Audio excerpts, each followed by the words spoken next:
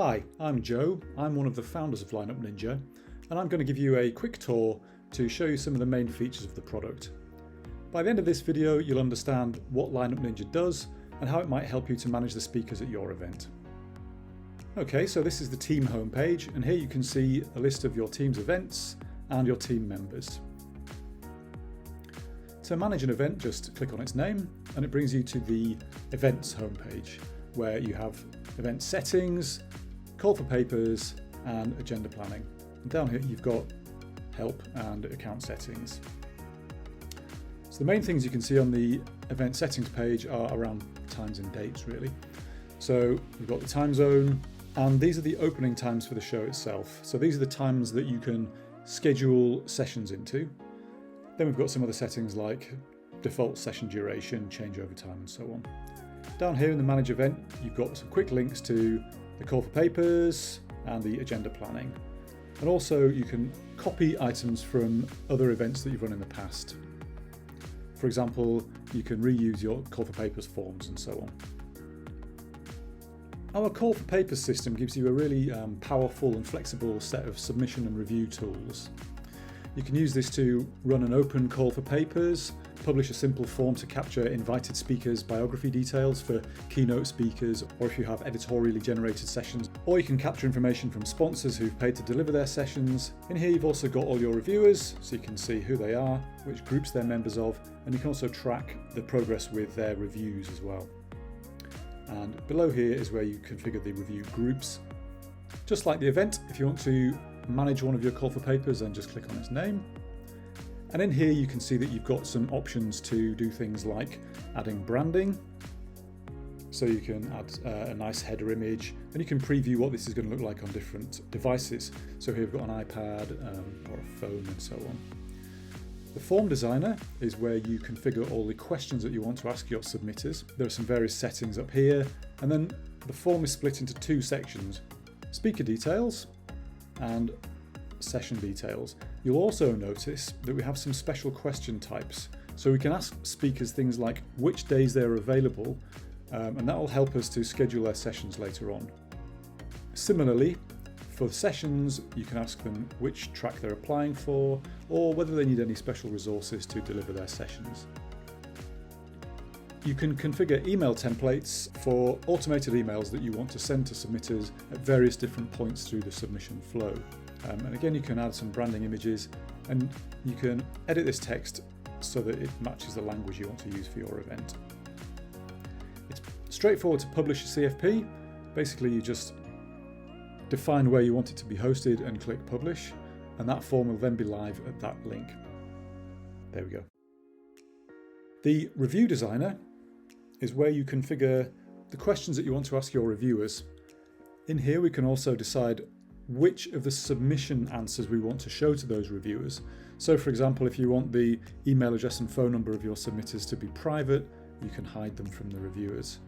Or you can run a completely blind review or anonymous review using these toggles as well.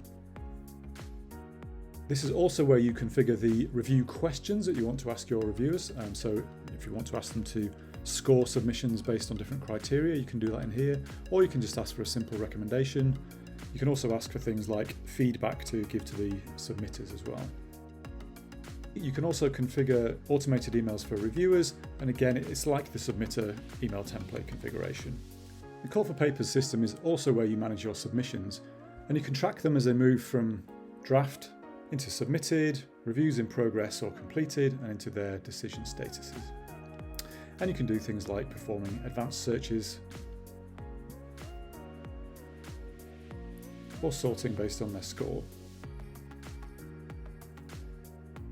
Now I've got my filtered and sorted list of submissions, I can select some of them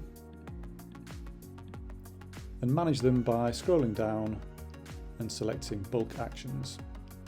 In this case, I want to create some sessions, so I can then go on to plan them in the agenda planner.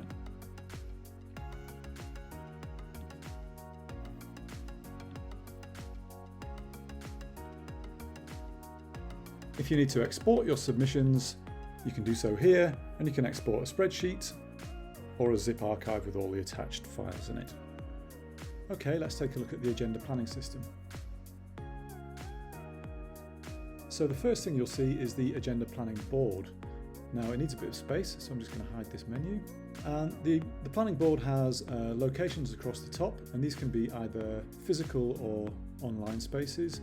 And then you have times down the left-hand side. Each of these coloured blocks is a session. The main colour shows the track that the session belongs to. And as you move your mouse over, you can see that you can drag the session to move it. You can see that the session title is clickable, so you can click through for the details of that session. And you can hover over the info icon to preview more details. You can also pin sessions when you're sure that you don't want to move them. Unscheduled sessions are on a list on the right, which I've currently got hidden, so I'm going to show it. And you can drag and drop sessions from here onto the planner board to schedule them. As you do this, Lineup Ninja is going to check those details we captured in our call for speakers, like the speaker's availability, the session's tracks, resource needs, and various other scheduling rules. And it'll evaluate if the time you're trying to schedule that session for is valid or not. And the stripe down the left-hand side shows that session's scheduling status. Red indicates there's a problem, green means that everything's okay, and amber means that everything is okay, but the speaker needs to confirm that they've seen when their session's going to be and that they're available to deliver that session. Now to do all this, Lineup Ninja lets you configure various aspects of your event. We'll have a look at those next. So one of the first things we want to configure are the locations. In here you can give them a name, set up a capacity, which will come in handy later on, allocate tracks to those locations, configure resources that will be present in those locations, and we can use labels as well. And if we click on a location, we can see all that detail. We can also set a specific changeover time for that location, if it's different to the default. And we have a timeline where we can see all the sessions which are allocated to that location. Speakers. We can see which company they're from, which sessions they are delivering, when they've been scheduled, and so on. And again, by clicking on them, we can see all of their biography details here, which again have either been captured through one of those call for papers forms, or we can add it manually in here and we can edit it as well. And we have things like profile picture and any associated files. And then on the right hand side of this view, we have a timeline for the speaker as well, so we can see when their sessions are going to be. This blue slider indicates the speaker's availability, so we can change that. Let's say the speaker contacts us and says, oh, they can't make it that afternoon. We can change their availability. That then updates this session to show that the speaker isn't available to deliver it, so we know that we need to do something about that. You can optionally add speaker confirmations, so this should look familiar because it's similar to the call for papers configuration, and we have things like the email templates which you can edit in the same way that you could for the CFP. Session list is where we manage the sessions. We can see we have things like the session title, which speakers are associated with it, when it's been scheduled, and so on. For this one, it doesn't have a speaker. I'm going to click on there and have a look. We can configure things like the anticipated audience or the required venue capacity for this session. And that means that it will get put in a venue that is big enough to accommodate it. Because it doesn't have a speaker, I'm going to invite one, clicking on here. This brings up a dialog box, and we can ask them to fill in the invited speaker details form rather than the full call for speakers.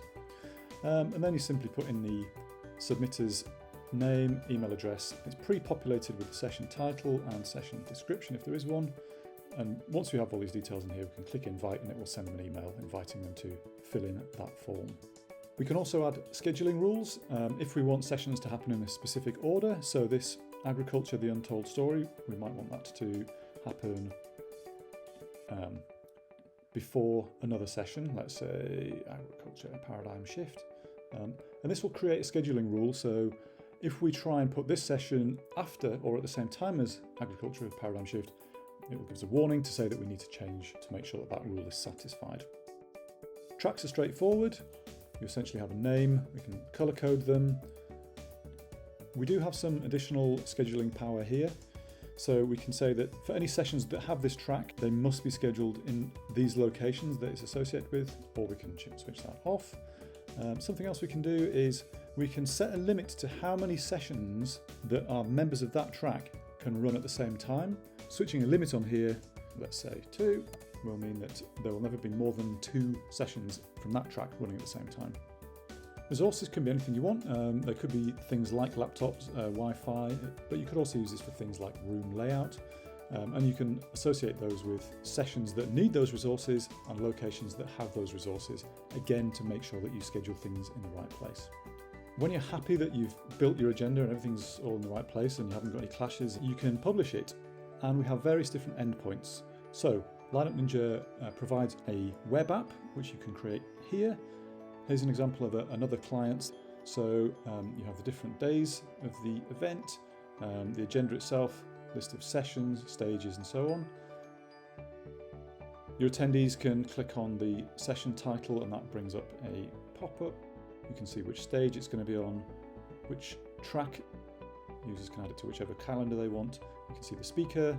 You can click on that speaker to find which other sessions they'll be delivering and so on. If you need more functionality, then we provide various native integrations with popular providers like Attendify, Guidebook, and also event management software providers like EventsCase, ID Loom, Voxer. And then Blender is an integration platform, so we can send your data to Blender and then from there it can be pushed out to a wide range of event apps and software events products. And of course, like the call for papers, you can export all of your agenda detail to spreadsheets and all your attached files to a zip archive. Okay, so the very last thing I want to talk about is the help system. There are 3 forms of help documentation. So there are a load of frequently asked questions in here. We also offer you community support, so you can sign up to join our Slack community. And finally, we have a bunch of tutorial videos that teach you about how to do things like designing your call for papers, running your reviews, and scheduling your event. Okay, that's it for the quick tour. Thanks for watching. If you want to know more, you can sign up for a free trial, arrange a demo with one of our team, and sign up for the newsletter. Good luck with your events.